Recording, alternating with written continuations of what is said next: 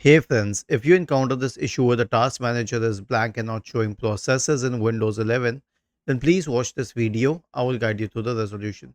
So here's what you need to do. Simply restart your computer. I'll tell you why. Ideally, the exact solution is to restart the file explorer, but that has to be done through the task manager, which is blank. So another way to do it is to right click on the start button, shut down or sign out and restart the computer. This will restart all the processes, including the Windows Explorer and the task manager. If this doesn't help, then straight away perform an SFC scan. Search for command prompt in the Windows search bar and click on run as administrator. Type the command sfc space forward slash scan now and hit enter to invoke the SFC scan. Was this helpful? If yes, then please subscribe to the channel.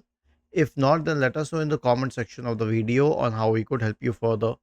Thank you for watching this video and have a nice day.